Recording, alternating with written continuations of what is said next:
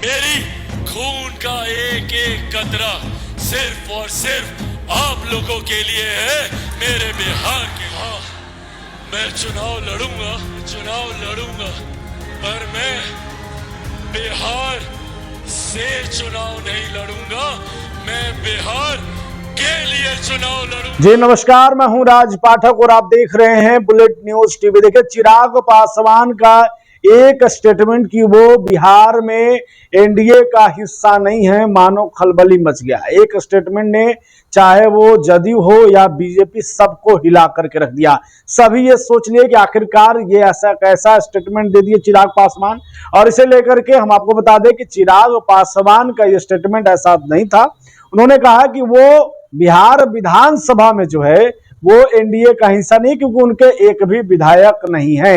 लेकिन आखिरकार चिराग का ये स्टेटमेंट क्यों इतना बड़ा बवाल बन गया, क्यों सबकी निगाहें चिराग पासवान पर टिक गई? चिराग पासवान क्यों बिहार विधानसभा चुनाव के लिए, एनडीए के लिए खास करके जरूरी है, मजबूरी है? आज हम आपको वही खबर बताने वाले। देखिए, चिराग पासवान को लेकर के ये कोई नहीं कह सकता कि आखिरकार चिराग पासवान की आगे की रणनीति क्या है। चिराग पासवान अब तक 2024 लोकसभा चुनाव के दौरान देखा गया और उसके बाद जो भी चुनाव हुए, चाहे झारखंड के चुनाव हो, चाहे दिल्ली के चुनाव हो, जहां भी वो चिराग की रणनीति साफ देखने को मिली। चाहे वो लोकसभा चुनाव के दौरान 5 की 5 सीटें जीतने की बात हो, झारखंड में सीट जीतने की बात हो, या फिर चिराग की रणनीति को लेकर बात हो, चिराग पासवान अभी सबसे आगे चल रहे हैं। वैसे में चिराग पासवान का ऐसा स्टेटमेंट आने के बाद खलबली मचना जो है वो जायज था, क्योंकि अगर चिराग पासवान एनडीए का हिस्सा नहीं रहे तो मानिए कि फिर एक बार 2020 की तरह एनडीए यानी कि जदयू बीजेपी लड़खड़ाते हुए दिखेगी 2025 विधानसभा चुनाव के दौरान।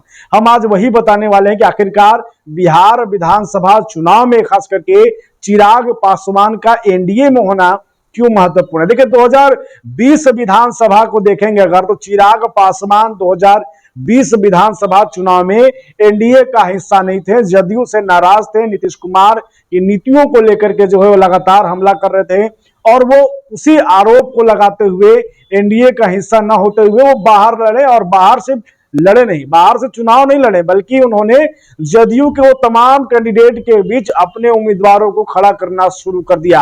आपको बता दें कि 2020 विधानसभा चुनाव में जदयू प्रत्याशी के खिलाफ जो है, खास करके कहिए कि चिराग पासवान ने 137 उम्मीदवार उतारे थे। इन 137 उम्मीदवार उतारने के बाद ये कहा जाता है कि आज जो जदयू 2020 विधानसभा में तीसरे नंबर की पार्टी बनी, उसके पीछे सबसे बड़ा हाथ जो है वो चिराग पासवान का है। देखिए, चिराग पासवान का भले ही विधानसभा में एक भी विधायक ना हो, लेकिन उन्होंने अगर खिलाफ जाकर के एनडीए के चुनाव लड़ा और राजद का हिस्सा नहीं रहे, तो समझिए कि इसका नुकसान सीधे तौर पर जो है वो एनडीए को हुआ। 10 ऐसे सीटें थी जहां पर चिराग पासवान ने जो है वो कड़ा टक्कर दिया था। 10 सीटों की आज हम बात करने वाले हैं। 10 सीटों पर जो है चिराग पासवान की महत्वपूर्ण भूमिका रही।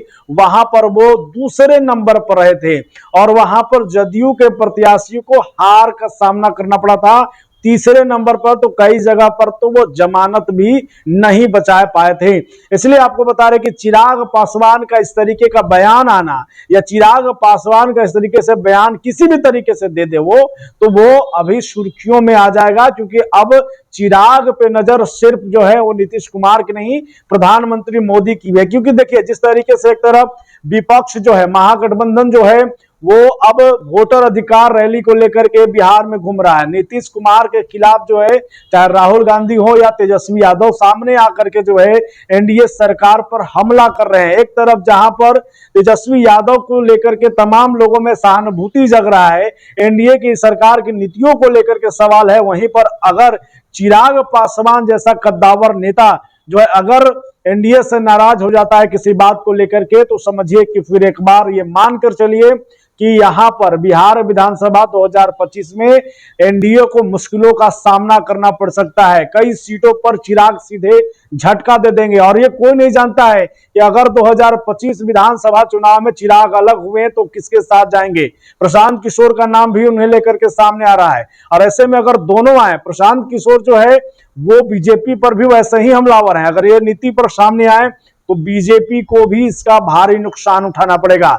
जहां पर जदयू पिछले विधानसभा चुनाव के दौरान तीसरे नंबर की पार्टी रही थी, अगर इस बार प्रशांत किशोर और अगर चिराग पासवान एक साथ आ गए तो ये कोई वो नहीं होगा कि जदयू के खिलाफ ये पूरा एनडीए के खिलाफ चुनाव लड़ जाएंगे। और ऐसे में बीजेपी को भी इसका नुकसान होगा। इसलिए चिराग पासवान को लेकर अभी तक एनडीए में सब कुछ ठीक ठाक स्थिति बनी हुई है। अब सीटों को जो है वो बंटवारा होना तय है और इसमें चिराग की जो मांग है उस पर तय होगा कि आखिरकार चिराग का रास्ता किधर होगा, एनडीए की तरफ या फिर अकेले या महागठबंधन। आप कमेंट में बताएं कि चिराग पासवान अगर एनडीए का हिस्सा नहीं रहेंगे तो इसका नुकसान किसे होगा और इसका फायदा किसे होगा। बने रहिए, देखते रहिए बुलेट न्यूज टीवी।